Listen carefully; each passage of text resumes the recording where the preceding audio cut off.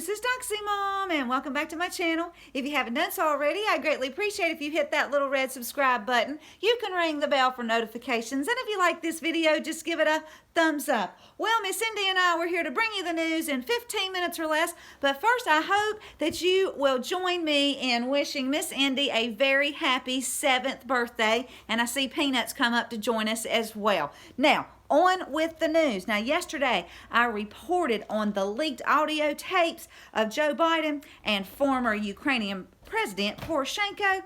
Well, TASS, which is a Russian news agency, is reporting that the Office of the Ukrainian Prosecutor General has launched an investigation into high treason and abuse of office by ex-President Poroshenko after those recordings were made public. Now, those conversations took place in late 2015 and early 2016, and a Ukrainian lawyer, Andrea Durkic, published those phone calls where John Kerry and Joe Biden tells Poroshenko to replace prosecutor Viktor Shokin, and then they get the $1 billion. Well, Biden also tells the ex-president to nationalize Ukraine's largest commercial lender, private bank, until Donald Trump takes office. Poroshenko also reports to U.S. officials about raising tariffs for Ukrainians and reforming state enterprises. So, ex-President Poroshenko, well, he's in very big trouble, and he is being investigated for high treason. So it just looks like to me that Joe Biden, John Kerry, and others should be investigated for the exact same thing here in our country. And I will keep you posted, and I'll leave a link. Now, the Gateway Pundit, they're reporting that Obama's former National Security Advisor, Susan Rice, was directed by the White House counsel to write that email to herself about that infamous January 5th White House meeting. Now, several times throughout the email, Susan claimed that Obama instructed law enforcement to proceed by the book. Now, former U.S. Attorney Brett Tomlin spoke out about Susan's email, saying they were not only to cover her and Obama's behinds, but they were to cover everybody's behinds. Now, of course, we already knew that, but now we know that the White House lawyers told Susan to do it. And I'll leave a link. Now, President Trump, he tweeted this out. Michigan sends absentee ballot applications to 7.7 million people ahead of primaries and the general election. This was done illegally and without authorization by a rogue Secretary of State. I will ask to hold up funding to Michigan if they want to go down this voter fraud path in tweet. Don't you just love our president? Now, I commented on his tweet asking him to send law enforcement after these people and have them arrested. I thanked him for everything he's doing for our country, and I reassured him that he is the greatest president ever. Now, George Papadopoulos tweeted this out. The names of the folks who unmasked us that Senator Graham wants to know were not low-level or mid-level grunts. The names lead to the top. It's all coming out in tweet, and yes, George, it certainly is, and I believe you will be vindicated, sir.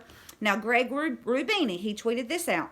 Obama didn't spy just on Trump and General Flynn. Obama spied also on Ivanka Trump, Eric Trump, Don Jr., and their spouses/girlfriends, on all the Trump family. This will come out today or tomorrow in tweet. Well, we kind of figured this, but the normies need to know, don't they? And Amber Smith tweeted this out. Let's not forget what Obamagate cost General Flynn. He lost his house. He lost his job. He lost millions of dollars. He lost his reputation. His life was changed forever after 30+ years of service to our country because of a partisan political witch hunt in tweet. So, please continue to keep General Flynn in your prayers. You might want to go over there and add a little money to his defense fund. And here's your daily reminder to continue to pray for President Trump, his family, 17 in the team, our military and their families, and all those who are fighting for our country. Now, Fox News, they're reporting that the Senate Homeland Security and Governmental Affairs Committee on Wednesday voted to subpoena Blue Star Strategies, a company connected to the Ukrainian natural gas firm Burisma Holdings, as part of the panel's investigation into Hunter Biden's role on the board of the firm. And here's a shocker, y'all. Mitt Romney, he actually voted with his Republican colleagues to approve the subpoena. Now, they will review potential conflicts of interest in Hunter Biden's role on the board of Burisma and whether Blue Star Strategies profited off of then Vice President Joe Biden, who was in charge of the U.S. policy towards Ukraine at the time. And we all know that they need to look into money laundering. After all, who gets $83,000 a month for sitting on a board where you don't even speak the language of the country that it's located in and you have no experience in the natural gas area?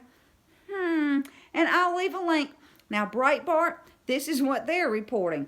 Former Senator Claire McCaskill, she went on MSNBC, and are you ready for this, y'all? This is what she said. Obama's administration did not have even a hint of corruption during 8 years. Really, Claire? I guess you've forgotten about Benghazi, about Fast and Furious, about Obama sicking the IRS on people, about all the unmasking that's being declassified, including the 39 Obama administration officials that unmasked General Flynn, about Project Hammer, where Obama's C_A director John Brennan spied on everybody, including Obama. And let's not forget about Uranium One, where Hillary sold 20% of our uranium, and Obama's FBI director, Robert Mueller, well, he delivered a sample of that uranium to Russia.